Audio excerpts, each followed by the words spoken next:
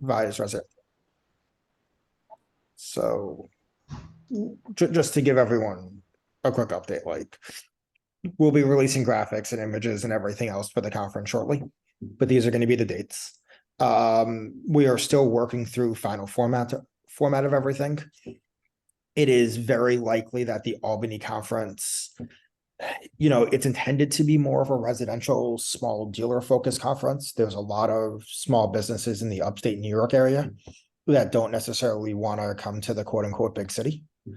And we envision it be, exhibitor set up on the 8th that will have kind of a happy hour the day before for people that want to come in. They can mix and mingle with the exhibitors. And then, we're going to set up reservations off site that, kind of pay your own way, but, a relatively low cost dinner option. Where, just so everyone's aware, food at a hotel venue as part of a conference is like 6 times more expensive than you think it should be. A cup of coffee that you could buy at the Starbucks in the hotel for $4, they charge us as an event $12 for that same cup of coffee. So you have a buffet dinner and you're over $100 a person. So in order to keep that conference more affordable, we've made the decision to do the offsite dinner. And then the next day we'll have probably 2 tracks, more residentially focused. We are talking about potentially in conjunction with it having, Waterfront in the past has had a dealer meeting as part of the conference. We're going to open that up to not only Waterfront, but the other geothermal manufacturers if they want to have a conference the day before or day after. We've had companies that have offered geothermal training classes, previously to become installed, technicians, certified technicians, I think, or, on some of the products. And then, we're going to look at potentially offering, Expert AI classes or CDG or in certified inspector classes, potentially at either of the conference venues. We're still working through some of the details of them. The intention is in the next month is to release sponsor packages and, exhibitor information and ideally attendee information. And we'll have a bundled price to sign up for both events versus just attending one. And then over the next, few months, we'll fill in the agendas and start talking about, what content makes the most sense. What we want to add in New York City is site tours that haven't previously existed. So we have St. Patrick's Cathedral, I have One Java, we have a bunch of large scale projects, that have either been running or coming online.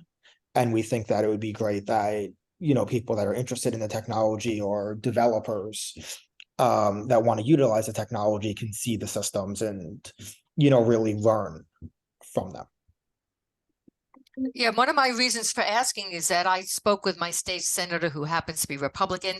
And if anyone's heard of a person called Rich Ellenbogen, and said, have either of you gone to our geo conferences? No, they'd like to go. So now that there are 2, I need to direct them to the best one. Now, the Albany one, is that planned to be on a day when the legislature's not in session so they can attend? We did not check. And what day in April is that? 8th and 9th. 9th 8th. being the day of the conference, 8th being kind of the exhibitor happy hour. Okay, and so that would be helpful because if first of all they're not if they are in session, they're not likely to come. If they are up there but not in session, then they're more likely to come. The same thing with Brooklyn. If October they're not in session, so that part might be the best thing to suggest to them to come. And Geo, I don't see Ryan on the call, but Geo has been working on legislators that have expressed interest through their Washington lobbying days on the federal level that want to see sites. The opportunity to set that up. We host, it feels like weekly, a different elected official at one of our job sites. We're doing a project in Michigan right now for the federal government that in October we have a contingency of legislators coming out there, and I was instructed to make sure I have a drill rig on site that day. That's a call I just got off of to jump on this one. So, and Billy, what I would say is that if you have electeds that want to, see a project or something like that, we don't necessarily need to do that in context of the conference. We don't need to make them wait until October of next year for 13 months. Yeah, I don't know, they were interested in sites, but I said, you guys don't understand the potential of geothermal heat pumps. And one guy, was going on and on about all his credentials. And I'm saying, do you have an IGSPA certification? Have you ever been to NY-GEO or any other geothermal? No, no, no, no. So, it would be good for more people who think they know what they're talking about to learn more about geo and, at least a Geo 101. We Yeah. agree. We always do a Geo Yeah. 101 as part of the conference. We try to do one each day. We try to, offer technical tracks that range from why in the world would I consider a geothermal system to how do I improve the geothermal systems I'm already installing. And I think that, NY-GEO this past year, for the first time, had more people I didn't recognize there than I recognized. As someone that sees the registrations and prints the name badges, as we were looking at them, I made a comment to Amanda and Shavako and a few others saying, I know less than half of these people, which is very rare. So yeah.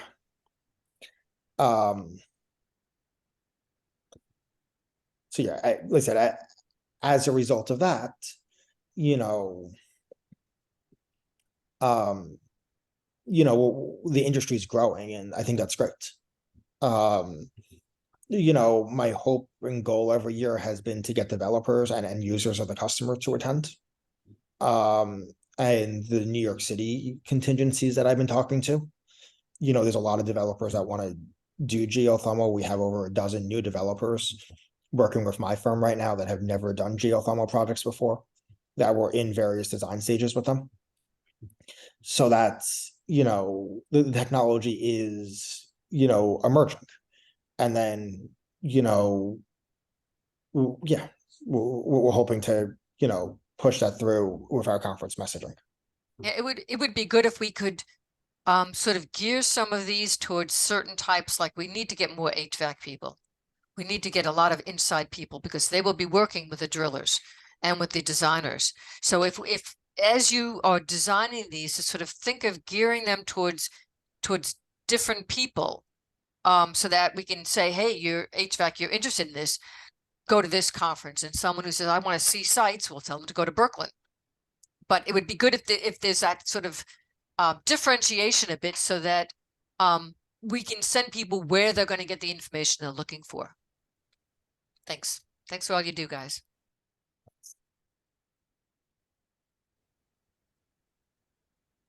Other questions related to conference or not related to conference? We've got Amanda here, and I know there's been some questions about product development. I don't know if Amanda wants to try and answer any of those. Zach is, actively involved on a daily basis with installations and trying to solve problems related to that.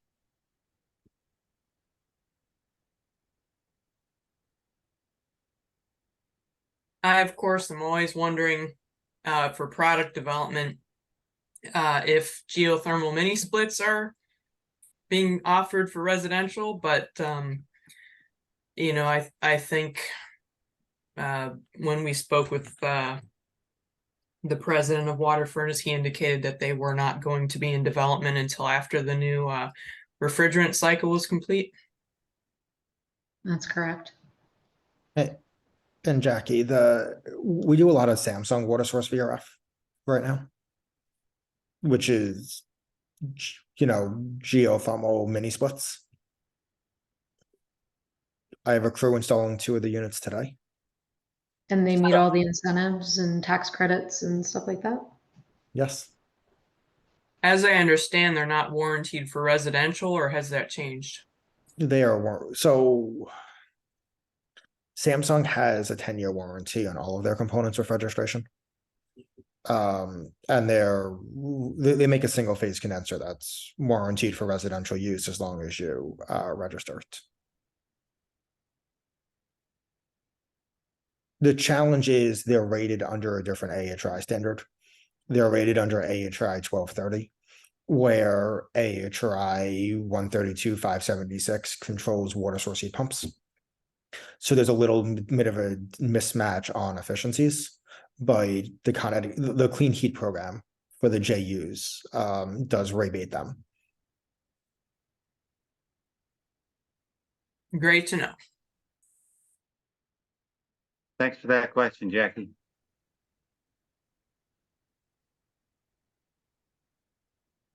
Anything else?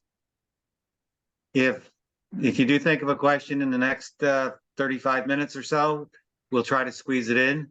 I would be remiss if I didn't say, while we're talking about conference, that we totally appreciate some of the folks here that are sponsors, our friends from the utilities, and our friends from NYSERDA and other people that have supported either with their member fee or their conference. What is it? What am I trying to say, Bill? The sponsorship, right? Sponsorship and conference support. So, okay, Michael's been ready. I thank him for joining us. Michael from ReWiring America is a strong ally of ours and vice versa. I know that I've relied on him for a number of clarifications on legislative things over the months. Michael is also very active in the Renewable Heat Now campaigns that we're a part of. And Michael, if I'm sure I'm not covering it all, but I'm going to leave that to you. I thank you for being here. And what Mike's going to talk about is as I mentioned earlier, the New Energy New York, a new document, new proceeding that replaces the old one. And Michael, if you could, in just starting out, maybe tell us the importance of this process in that document. Absolutely. Thanks, everybody. Really happy to be here. Thank you, John, for inviting me. So as John talked about, these are some highlights for the new Efficiency New York order that the Public Service Commission issued in July. And basically, this was in response to an interim review of the current energy efficiency and building electrification program that's funded through ratepayers and implemented by NYSERDA and the utilities. So we're approximately halfway through the current program, and the Public Service Commission looked at how the program was running and came up with some questions, about 50 different questions about how should we update the program and make changes. And everybody submitted comments, including NY-GEO and ReWiring America and numerous other groups. And the commission basically provided direction and guidance on how we're going to change that energy efficiency and building electrification program for New York State. So I'm going to start off just by giving you a little bit of background on myself. I'm Michael Hernandez. I am the New York Policy Director for ReWiring America. Started my career in Brooklyn, grew up in Park Slope, Brooklyn, and ended up working for the New York Public Interest Research Group for a number of years, doing student consumer rights, social justice issues, and environmental protection. I did focus for a time on mass transit advocacy work, where the Strap Hangers campaign ended up suing the MTA, and we won. And we stopped the fare hike for a period of time, and that inspired me to go to law school. I ended up going to law school in Buffalo, spent a few years in Buffalo, and then became admitted to practice law in both New York and California. I practiced law in Brooklyn for a number of years, and then moved up to Albany, where I started working for the Speaker of the Assembly as an Assistant Secretary for Program and Policy. I focused on the Environmental Conservation Committee, energy, local governments, corporations and authorities, real property taxation, and basically anytime legislation was introduced into any of those committees, I would review that legislation with my team, advise the speaker and the chairs as to what the impact of that legislation would be, get feedback, and help shepherd through the process legislation that leadership wanted to move through that process, the legislative process. Ultimately, I would be responsible for negotiating with the Senate and the executive on bills that the Assembly passed to come up with a final bill.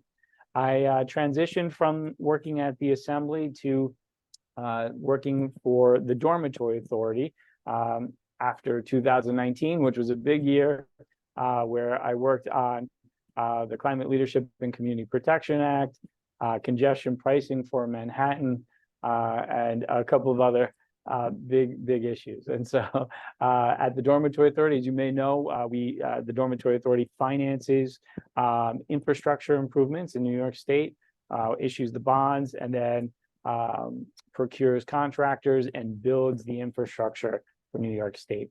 I did that for a number of years, and then moved over to ReWiring America.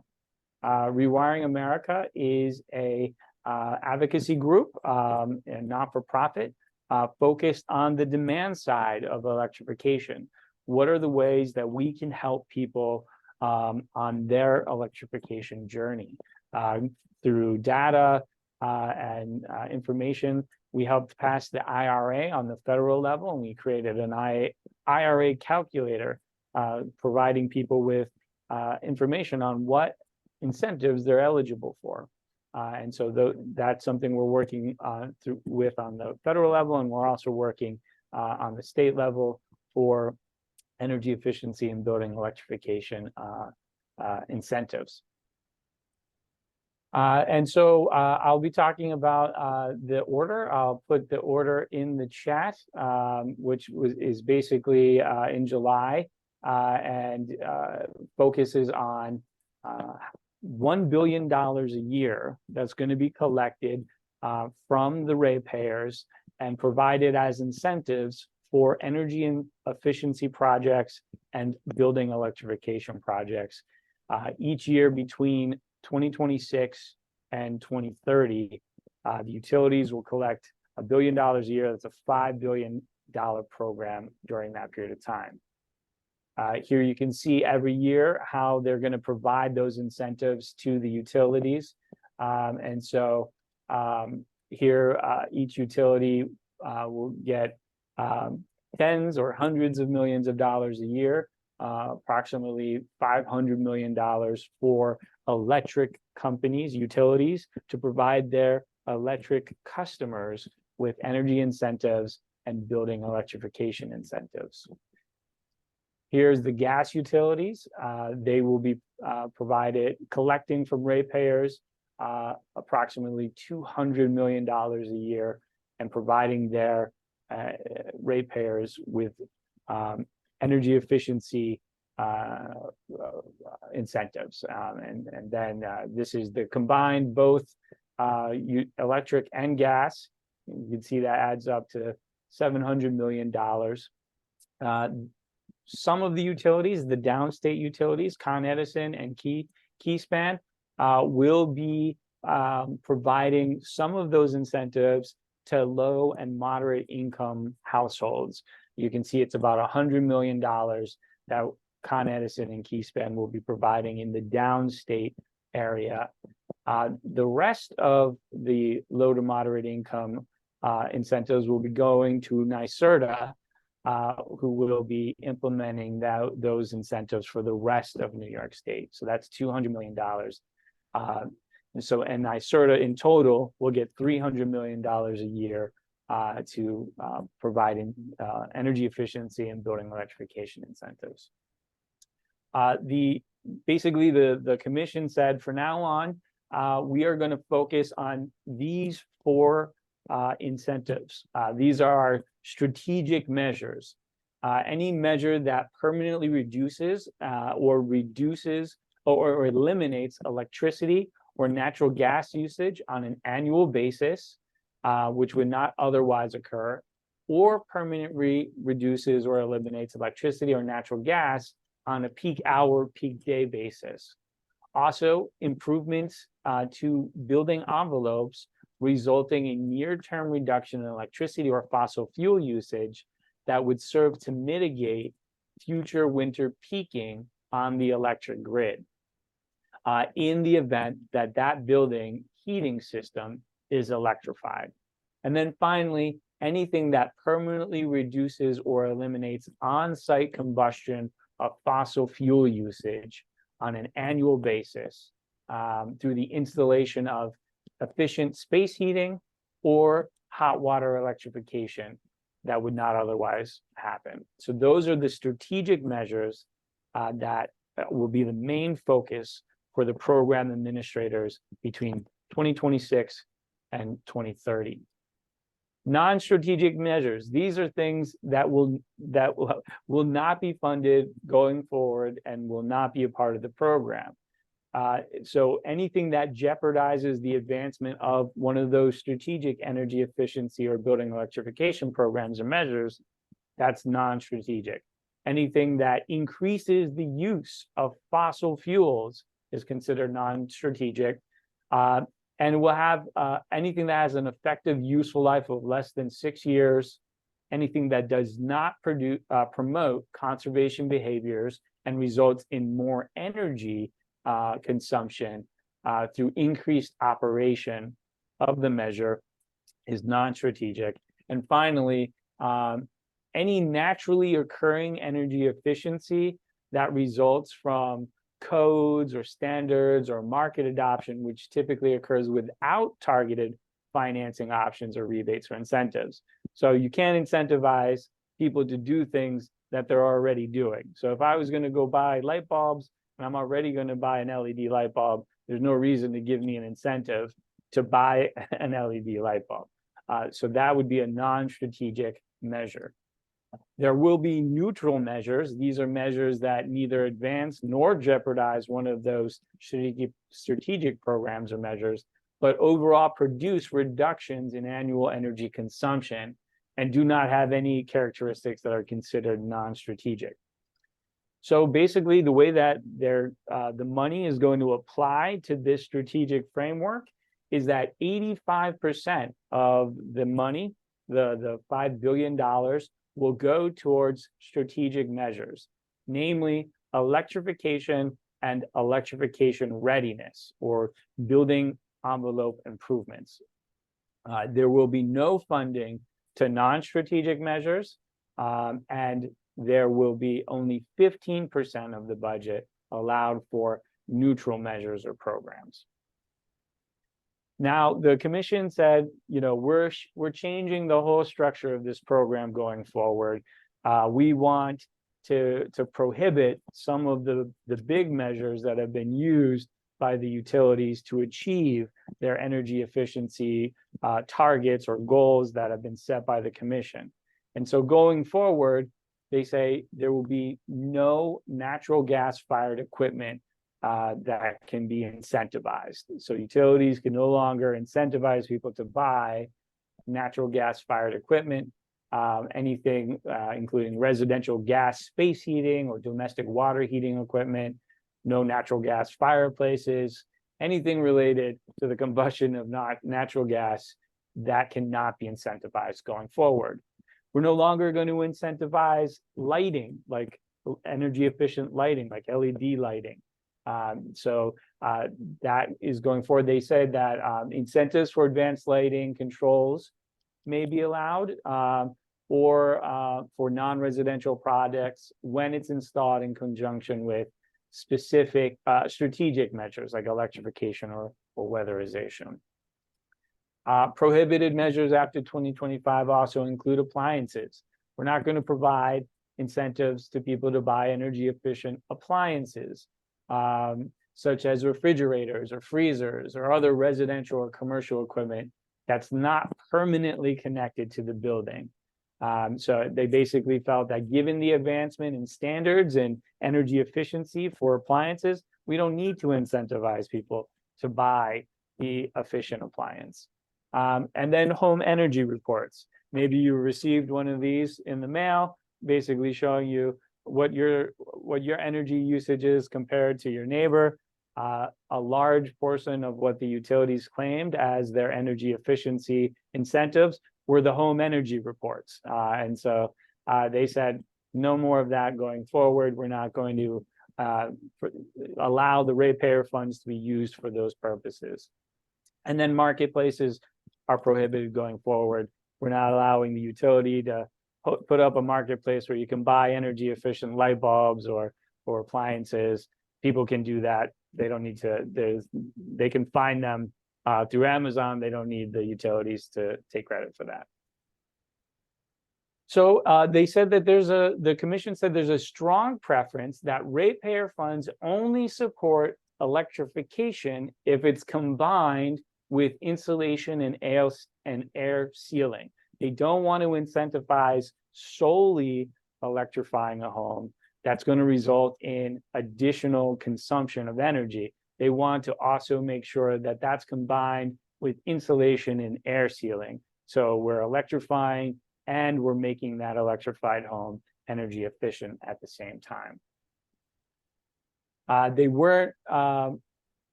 ready to do a strict requirement for minimum level of building efficiency at this time, but that they said that it was premature.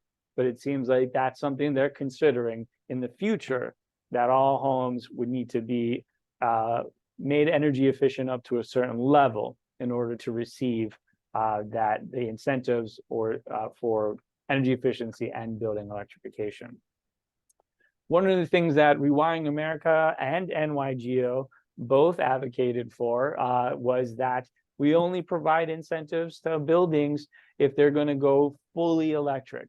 Let's not provide incentives to buildings that are going to go partially or maintain a hybrid electrification situation. The commission ultimately decided against that. They said that they will still allow incentives to go to buildings that have fossil fuel combustion in them, but they want to see that it's designed and installed with heat pump as the primary heating source, and the fossil fuel systems utilized as either a supplemental or for resilience. And they also don't want to see us incentivizing air conditioning. So far, commercial incentives have been prohibited. It was residential only, but they are going to open that up for small commercial applications for heat pumps. They're not going to do large-scale industrial incentives. They feel like that's going to drain the program, but they do want the utilities in NYSERDA to provide them with some, like, what would you do if we open this up to industry? Send us your proposals. So they want them to start thinking about that. They want the utilities in NYSERDA to really focus on customer awareness and engagement. They think right now, the lack of awareness and the lack of engagement with customers is a real hindrance to the achievement of the greenhouse gas reduction goals. The rates of customer adoption are too low, and they want to see more consumer outreach and education. They want their programs to be modified so that they minimize friction, burden, and delay, and encourage the customer and industry to invest in energy efficiency and building electrification. Now, this is a major shift for this program. They're really shifting everything to building electrification and building envelope improvements. And so that's a significant evolution of the program and a real departure from the current system. And you can see that currently, really a lot of the incentives are the programs that they're doing and the measures that they're doing, they're too small. They're really focused on light bulbs and home reports and efficient appliances. And so they want to see the projects bigger, larger projects that really do energy efficiency at homes and really do building electrification. They want to see contractors engaged. They want to see customers really being facilitated through that streamlined process. And they want to see more supportive engagement with market actors like manufacturers and retailers. Here you can kind of see what the commission was talking about. This is for the electric utilities. You can see 65% of what they were spending or what they were achieving for savings was happening in the residential section, and that 73% of those savings came from lighting, which consists of LED lights, and that the remaining 15% was home energy reports. So a lot of what's been incentivized through the electric company has been lighting and home energy reports. The same thing is happening here on gas, where 64% of savings was coming from the residential section, with about 40% coming from home energy reports. And so a majority of the savings that the gas companies were using was through sending home energy reports to people. So the commission said no more of that. We're not doing that anymore. And really the commission said, you know, utilities are really in a unique position because they have they have the data about customer use, like what are customers actually consuming, and they also have the data about what's the condition of the grid. You know, how much capacity do we have? How much transmission do we have? And so they need to make that information more publicly available and start planning. If we're going to be moving towards electrification in New York State, then we need to know where's the grid currently have capacity for building electrification and where it doesn't have capacity, so that we can start planning in those areas where there's not currently capacity, and then we can start building out in those areas where it is. So in that vein, the commission said within the next 180 days, I want all the utilities to submit maps of where we have electric capacity on the grid for building electrification. They said that the Public Service Commission retains the utilities as the primary administrators for low to moderate income incentive programs. For those low to moderate income households, they're going to be serviced by NYSERDA, but they're going to maintain the utilities for non-LMI households across the state.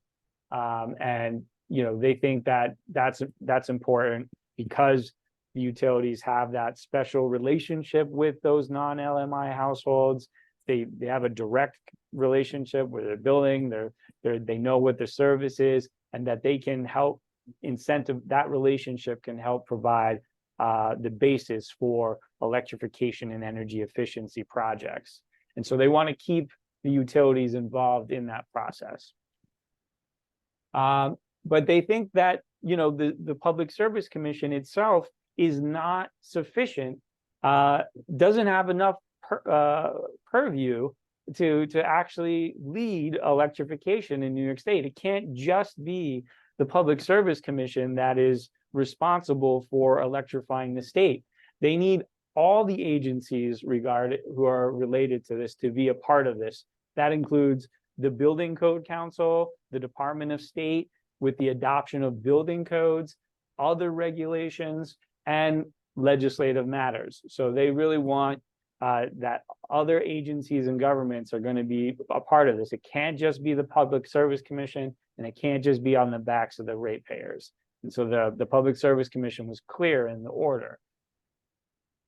So they taxed NYSERDA with a few new things. Some of them are old and some of them are new, but they want NYSERDA to focus on workforce development, codes and standards, technical audit assistance, pilot programs, general consumer awareness and education, and focused on the low to moderate portfolio statewide.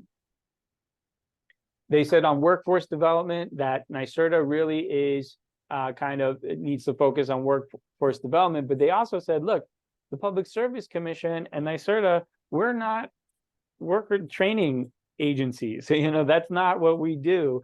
But they did say to NYSERDA, look at these professions, look at all the comments that are in this, that have been submitted in this proceeding, and see if there's some way that NYSERDA can contribute to this workforce development. Let us know about it. We're not going to mandate anything, but we want you to look into it.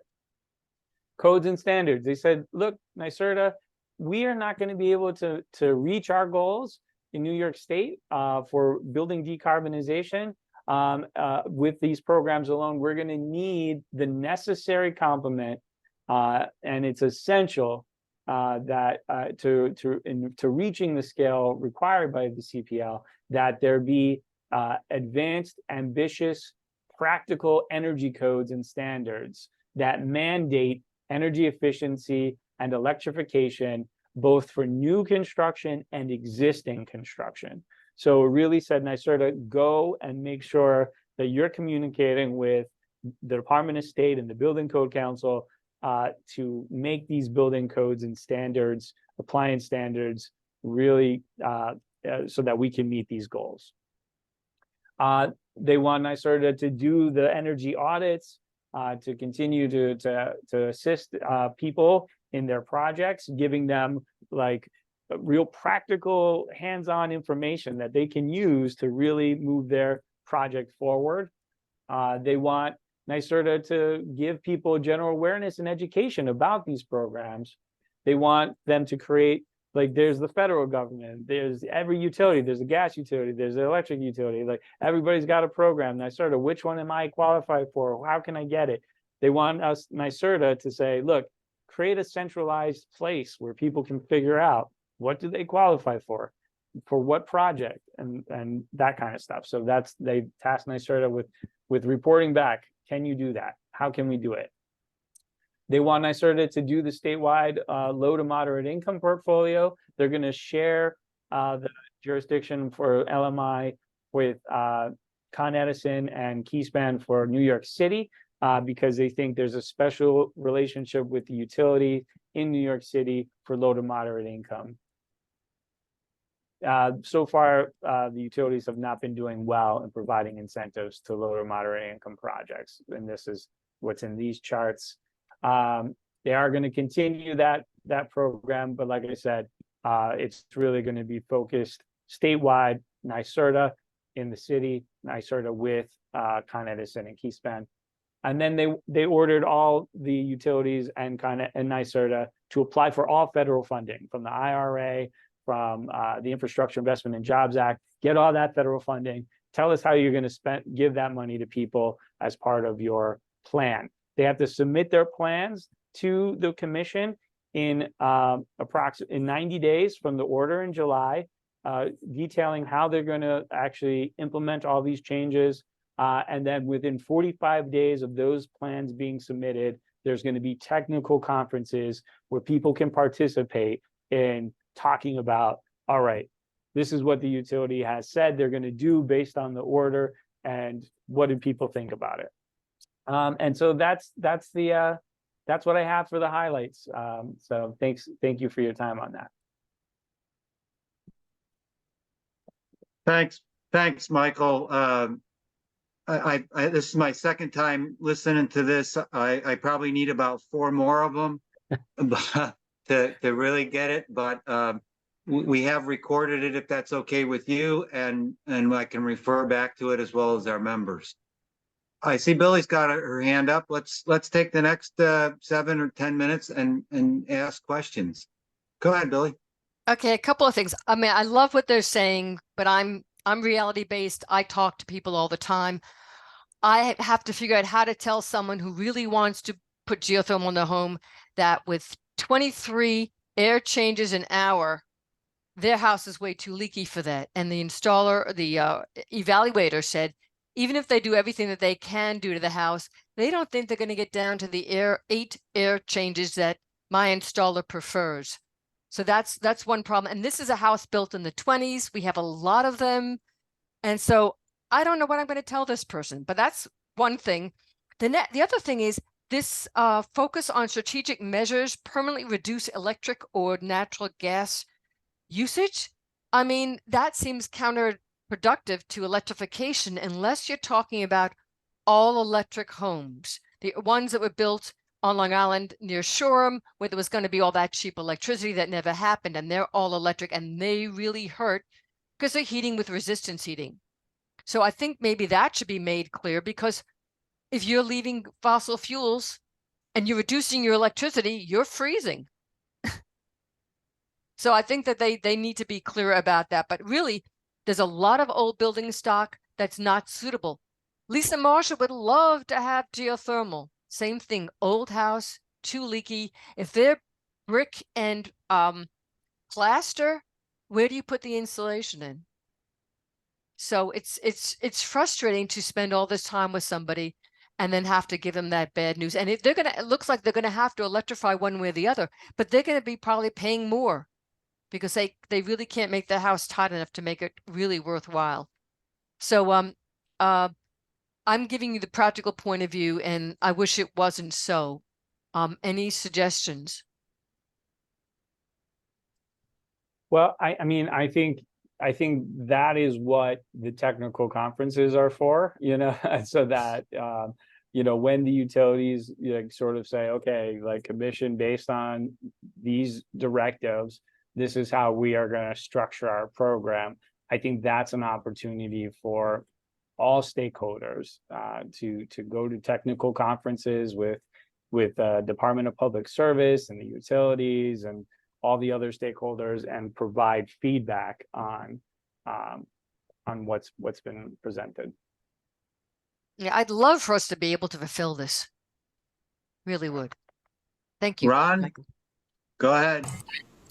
Thanks.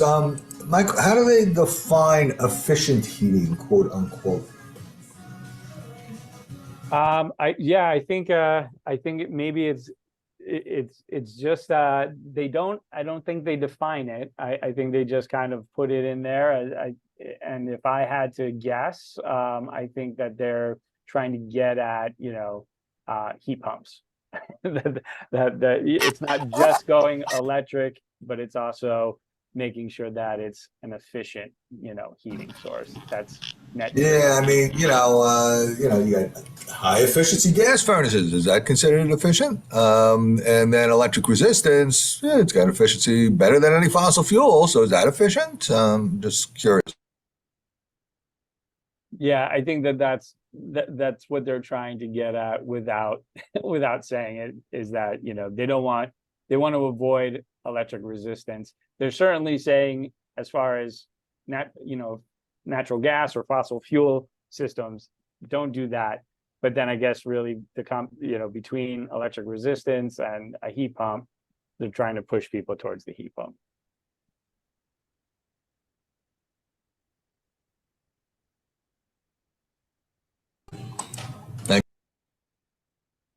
As far as the insulation measures, I didn't see any specific points called out. And while when we talked about this before, it was I think I mentioned it several times about there were certain cases where I believed strongly that improving insulation should be required. For example, if there are mostly single pane windows, or if there's building cavities, exterior envelope cavities that are uninsulated, of course people should be strongly encouraged or, required to insulate or improve those windows. Are they, but I don't necessarily believe that we should be requiring more onerous insulation improvements. Is there discussion of that, Michael, that they're aware of? Like, for example, if a home has R11 building cavity insulation already, which, standard for 50s or 60s homes. And of course we can do R19 now, but I don't think it makes sense to try to, have people go from R11 to R19 in an existing housing stock. Are they doing things along those lines?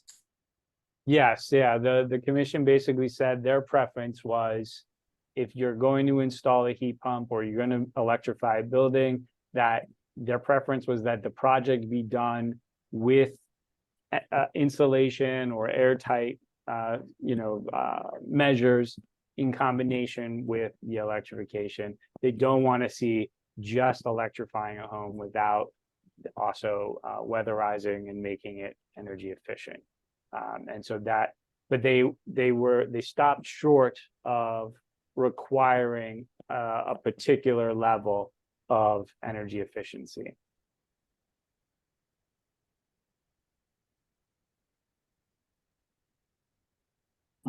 Can I ask a question here? Jason speaking. Sure, Jason, go ahead. It's semi off topic, but has there been any discussion at that higher level regarding a sewer heat exchange, a form of geothermal, and how that can help decrease demand on the grid? I think not within the context of this proceeding, which is focused on providing, incentives to building owners for their individual projects. But I do think the Public Service Commission does have a proceeding on thermal energy networks and just kind of moving forward on those conversations. Billy, is your hand up again, or is it up from before? Again, it's in reference to some things that Jackie said. Okay. About the insulation. It seems that if someone has insulated previously, they might have a really good ACH, like 3, 4, 5, something like that. And that should be considered along with their electrification, because a lot of people can't afford to do all of it at once. So if they had some sort of maximum ACH or that or minimum, if you already attained such a level that you could proceed with the beneficial electrification, already, you didn't have like sort of talking about if you already have a well-insulated house, you should, if you have defined a level that's okay, they should be able to get a free pass to go right into the building electrification. And do they have anything? I mean, I know that's getting kind of granular, but that's something I would recommend that would give a guideline as to who needs more insulation. I think that's the intent. It seems to me the intent is that we avoid a situation where the state is avoiding situations where we're just installing heat pumps in like very leaky houses, and then, I think as you are more aware than I am, when, if somebody were to install a heat pump and then do the efficiency work subsequently, that could be problematic, for the sizing and all of that. And so I think the concept is like, let's do that weatherization, that energy efficiency work at the same time, if it's needed, with the heat pump. Yeah, so what do I tell that person with 23 air changes, which might be able to get down to 13 or 14, which most start lower than that? Actually, I had 22 when I did, but I took my house apart, and not many people will be able to do that. But, these folks are going to have to eventually get off fossil fuels. And if they still have a lot of leakage, I'm not sure what to do. Right now, my installer says it's a waste of money, and he doesn't want to do anything that's higher than 8. So that will probably have to change, but I mean, I understand why he says that. So anyway, Michael, it's oh, I'm sorry, Billy. I Yeah. wanted to tag on to that a little bit. So our folks on our comments, we submitted things like incentive related stuff and how to break that out, for example, between a ground loop and the indoor equipment on a ground source heat pump system. We also talked about some other incentivizing of things, but it seems like the commission order it was broader than that, and they weren't going to specify. So, from a next step standpoint, where do those finer details happen, and do we have a chance to influence them? Absolutely. Yeah, so I think the next step in the process is that each of the utilities and NYSERDA will be submitting their plans on like, how are we going to actually implement this order and the guidance that they've been provided with, and the details basically. And so those are going to be submitted within 45 days of the submission of those plans. DPS is going to schedule a technical conference where all stakeholders can come and discuss, the details to be included in the plans. Okay, great, thanks. Michael, what kind of enforcement do they have? Because looking at National Fuel Gas's long-term plan, they're not complying. They're not even making a semblance of complying with these requirements. What kind of enforcement is it? What are you going to say to that company if they come up with nonsense? Well, the commission has, the ability to sanction utilities. It could take away a franchise if need be. I think we saw during the last administration sort of threats of if you're not complying with the law, we will take away your franchise. I don't know what steps the commission necessarily will take in those situations. One of the things that they did talk about within this proceeding was a negative earnings mechanism, where if you didn't meet your particular goals, that there would be a negative fiscal impact on the earnings of the utility. It didn't seem as though they were moving in that direction yet, but it does seem that they are moving away from the positive earning mechanisms where utilities were getting double benefited from doing incentives. This would require legislation, wouldn't it? I don't think they have that power. That's what they're always saying. We don't have the power to reinforce this. We don't have the, we're not legislated to be able to do this. So it looks like we're going to need some legislation to have that actually happen.